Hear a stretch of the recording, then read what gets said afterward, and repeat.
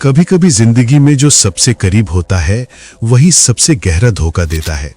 ये कहानी एक ऐसी औरत की है जो प्यार पर यकीन करती थी, पर जिस शख्स को उसने खुदा मानकर अपना सब कुछ सौंप दिया वही बना उसकी मौत की वजह। ये कहानी है नईमा यास्मीन की। असम के डिब्रूगढ़ से आई एक पढ़ी लिखी आत्मनिर्भर महिला, जिन्होंने अपने पहले पति से तलाक के बाद फिर से जिंदगी शुरू करने की कोशिश की, और यही कोशिश उन्हें मिली शहजाद नाम के एक शख्स से।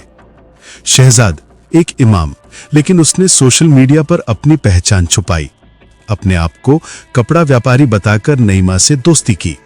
धीरे धीरे बातचीत बढ़ी और फिर 7 महीने पहले दोनों ने ऑनलाइन निकाह कर लिया। नईमा को लगा शायद इस बार उससे सच्चा साथी मिल गया है, लेकिन उसे क्या पता था कि जिस शख्स पर उसने भरोसा किया वो पहले से शादीशुदा था, 3 बच्चों का पिता और 18 साल से एक मस्जिद में इमाम। जब नईमा को यह सच्चाई पता चली कि शहजाद का एक घर, एक बीवी और बच्चे पहले से हैं, तो उनके बीच झगड़े शुरू हो गए।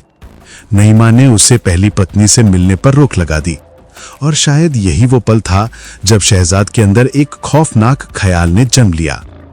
अगर वो रास्ते से हट जाए तो सब आसान हो जाएगा।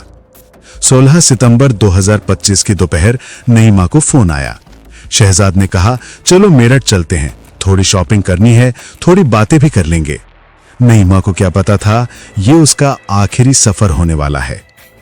शहजाद के साथ था उसका साथी नदीम अंसारी, फलावदा का रहने वाला एक दर्जी। उसने 12,000 रुपए दिए थे बस एक काम के लिए। दोनों ने नईमा को जानी इलाके में उतारा। वो मुस्कुरा रही थी, बातें कर रही थी। शायद दिल के किसी कोने में अब भी भरोसा था कि उनका रिश्ता ठीक हो जाएगा, पर वहां सिवालखास जंगल के पास खेतों में उनके लिए मौत इंतजार कर रही थी। जूस में नींद की गोलियां मिलाई गईं। नईमा ने घूंट भरा और कुछ ही मिनटों में अर्ध बेहोश हो गईं। फिर नदीम ने रस्सी से फंदा लगाया और शहजाद ने छोरी से उसका गला रेत दिया। उस दिन सिवालखास जंगल में खामोशी छा गई। एक महिला जो कभी प्यार में जिंदा थी, अब मौत की गोद में सो रही थी। 17 सितंबर की सुबह गंगानहर पटरी के पास खेत में एक शव मिला।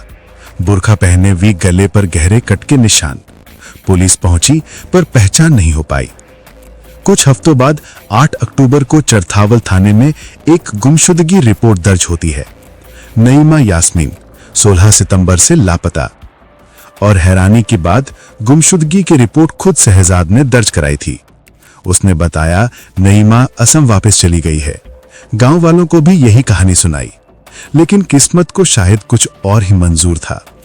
पुलिस डेटाबेस में नईमा की फोटो अपलोड हुई और कुछ दिनों बाद वही फोटो जानी पुलिस के हाथ लगी। जिस महिला का शव खेत में मिला था वो और कोई नहीं, नईमा थी। पुलिस ने शहजाद और उसके साथी नदीम को गिरफ्तार कर लिया। पूछताछ में जब सच सामने आया तो हर कोई हैरान रह गया।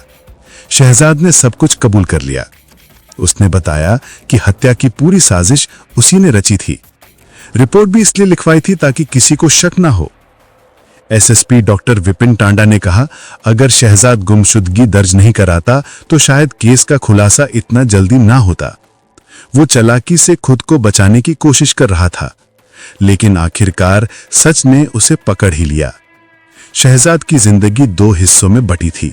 एक तरफ मस्जिद का इमाम, लोगों को ईमान और सच्चाई का रास्ता दिखाने वाला, और दूसरी तरफ एक शख्स जिसने अपने ही हाथों उस औरत की जान ले ली जिसे उसने निकाह में कबूल है कहा था।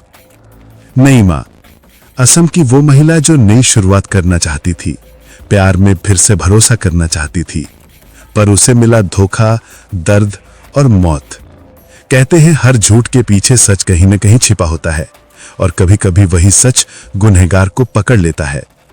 नईमा अब नहीं है, लेकिन उसकी कहानी एक सवाल छोड़ जाती है। क्या प्यार में भरोसा करना आज भी सुरक्षित है, या फिर हर मुस्कुराते चेहरे के पीछे कोई साजिश पल रही है? नईमा की कहानी सिर्फ एक केस नहीं, एक सबक है। ऐसे ही सच्ची घटनाओं को देखने के लिए द क्राइम केस चैनल को सब्सक्राइब करें।